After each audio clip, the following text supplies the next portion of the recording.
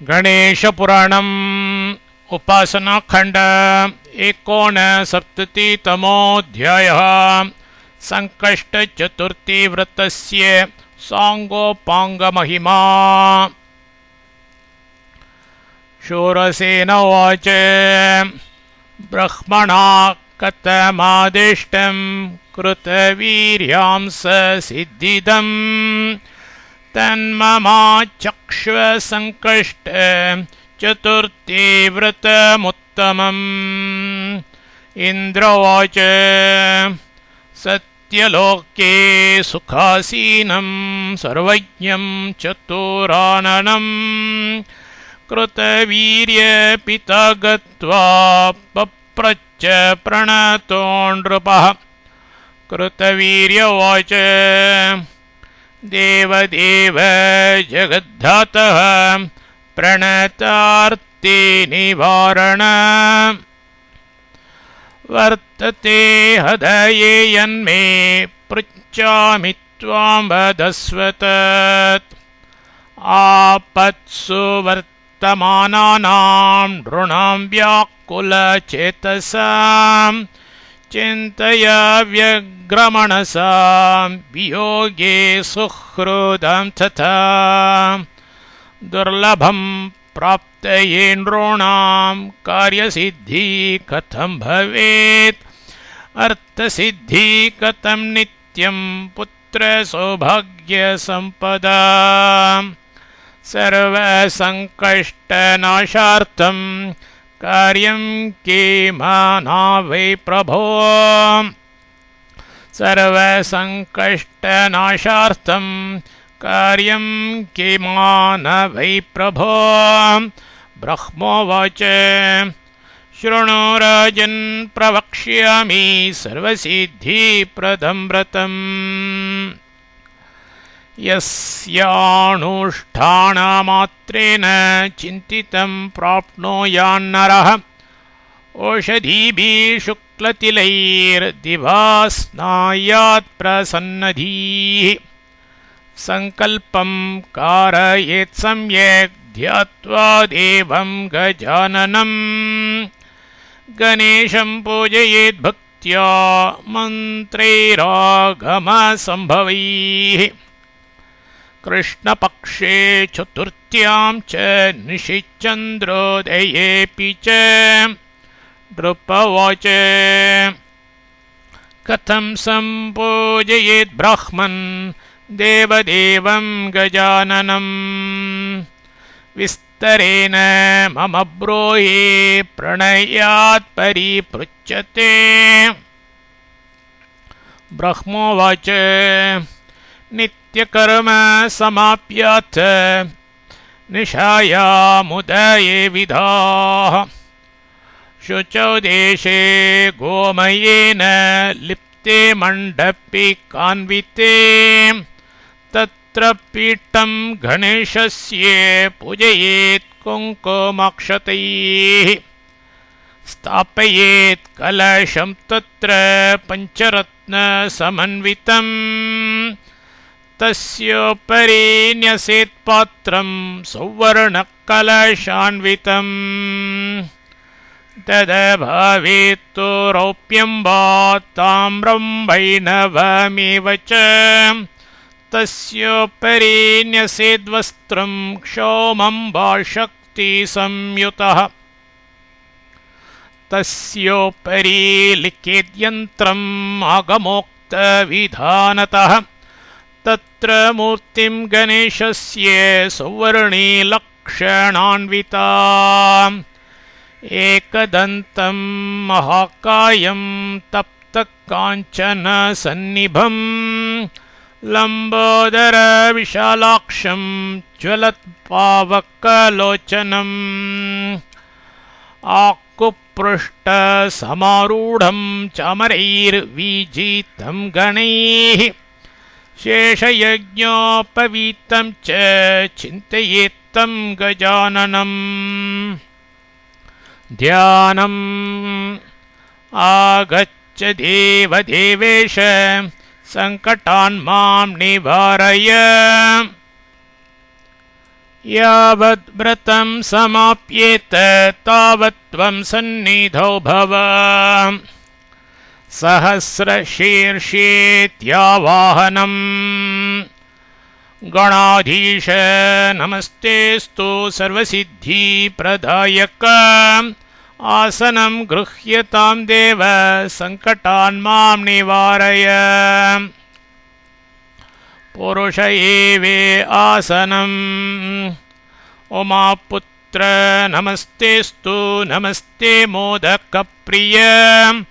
पाद्यं गृहाण देवेश सङ्कटं मे निवारय एतावानस्य पाद्यम् लम्बोदर नमस्तेस्तु रत्नयुक्तं फलान्वितम् अयं गृहाण देवेश सङ्कटं मे निवारय त्रिपादोर्ध्वत्यर्घ्यम् गङ्गादि सर्वतीर्थेभ्यः आहृतं तोयमुत्तमम् गृहाणाचमनीयार्थं सङ्कटं मे निवारय तस्मात् विराळ आचमनीयम्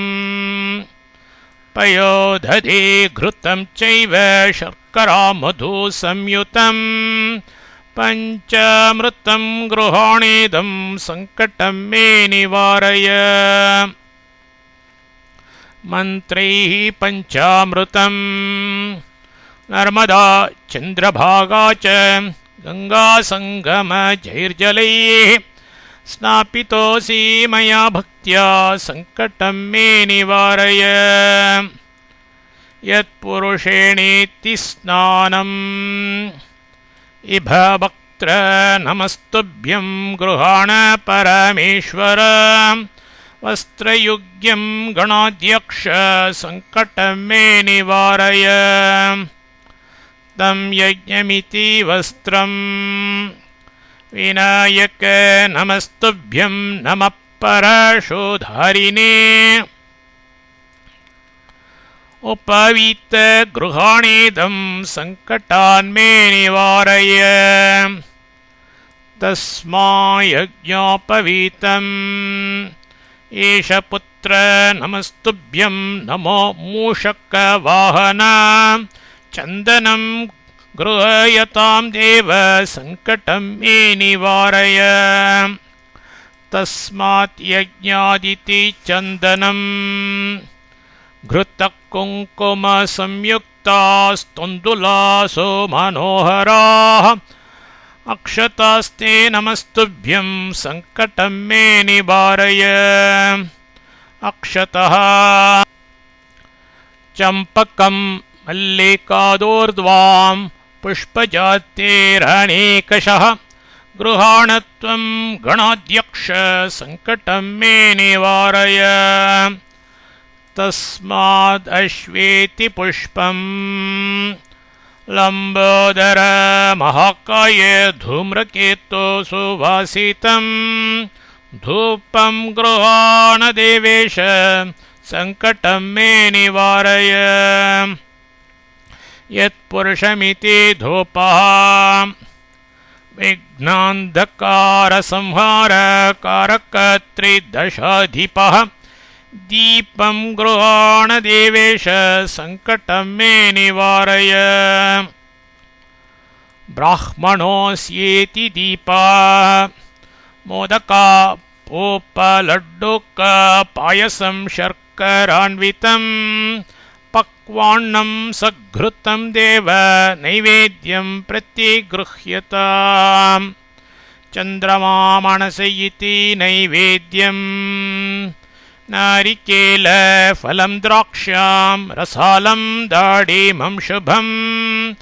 फलं गृहाण देवेश सङ्कटान् मे निवारय नाभ्य आसीदिति फलम् क्रमुक्कैला लवङ्गादि नागवल्लीदलानि च ताम्बूलं गृह्यतां देव सङ्कटं मे विनाशय इति ताम्बूलम् सर्वप्रीतिकरं देव हिरण्यं सर्वसिद्धये दक्षिणार्थं गृहाणेदं सङ्कटं मे विनाशय सप्तास्यासन्निति दक्षिणाम् ततः दुर्वाङ्कुरान् गृह्य विशत्येकं च भक्तितः एभिर्नामपदेर्देवम् अर्चयेत् सुसमाहितः गणाधिपत्य नमः उमापुत्राय नमः अघनाशनाय नमः एकदन्ताय नमः इभवक्त्राय नमः मूषकवाहनाय नमः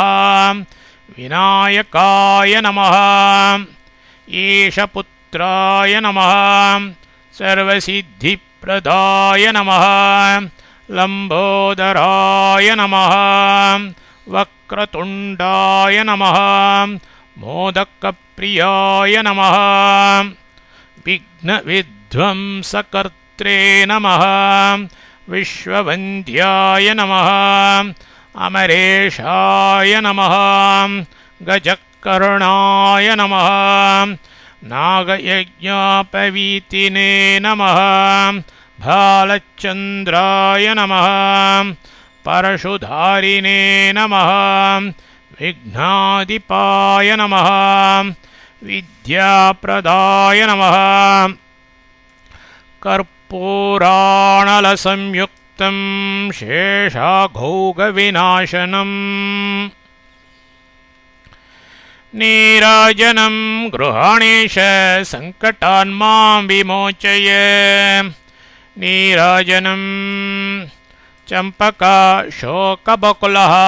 पारिजात भवे शुभैः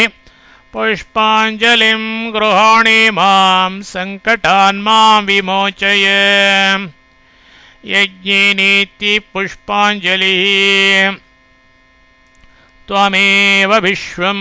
सृजसि भवक्त्र त्वमेव विश्वं परिपासि देव त्वमेव विश्वं हरसे किलेश त्वमेव विश्वात्मक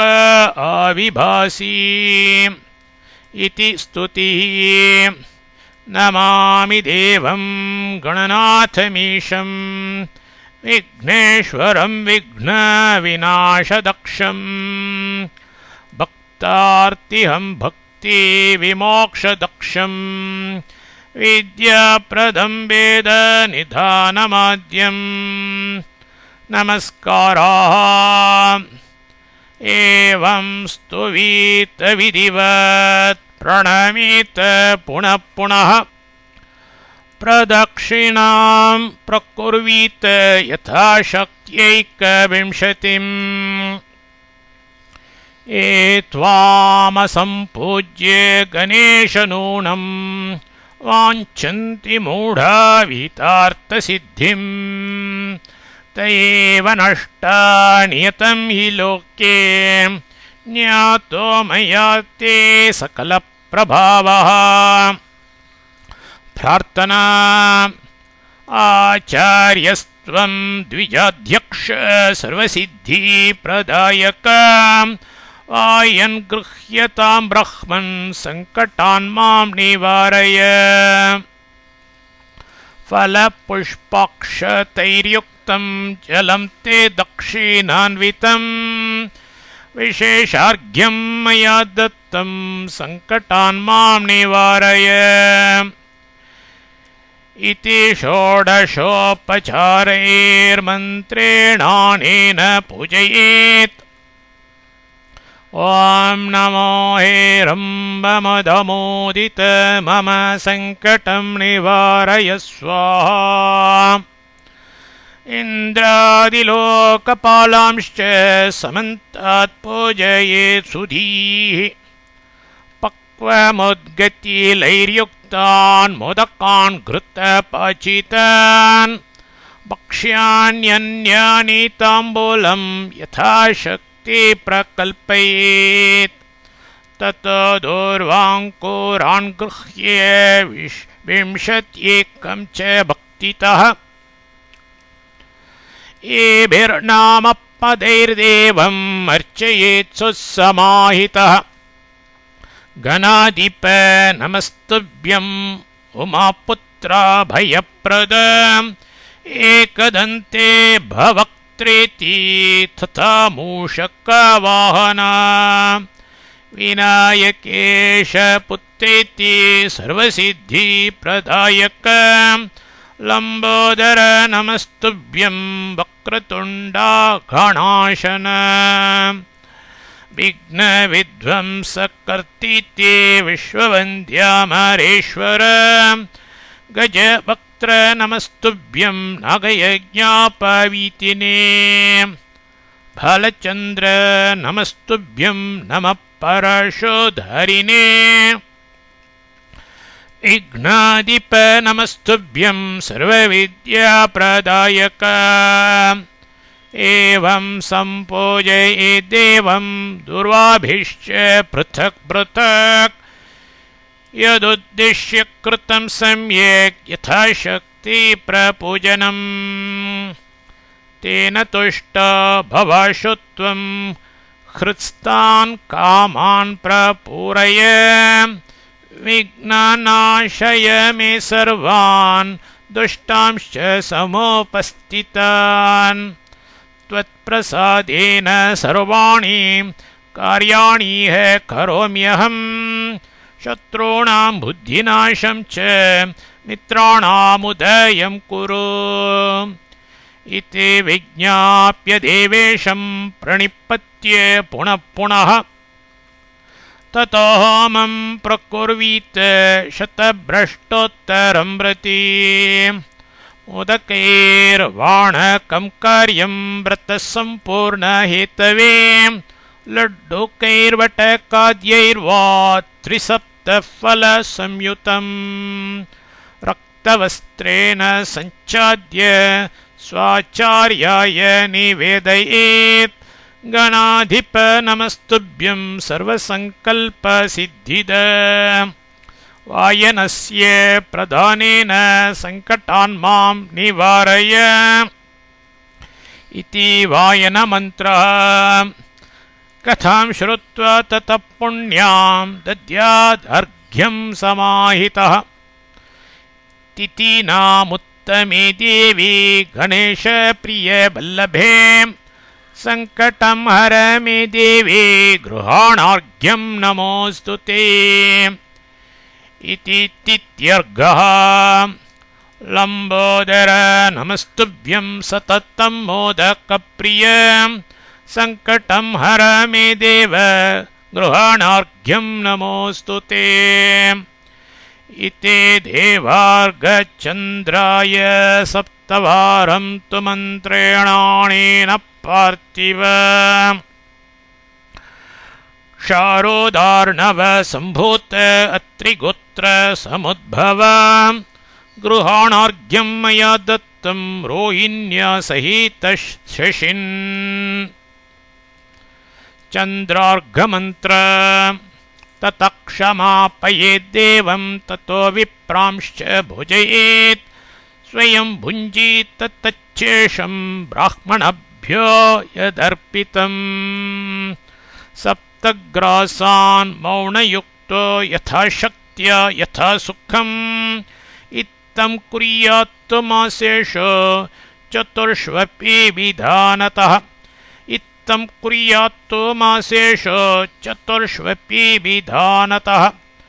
इति श्रीगणेशपुराण उपासनाखण्डे 59तमोऽध्यायः।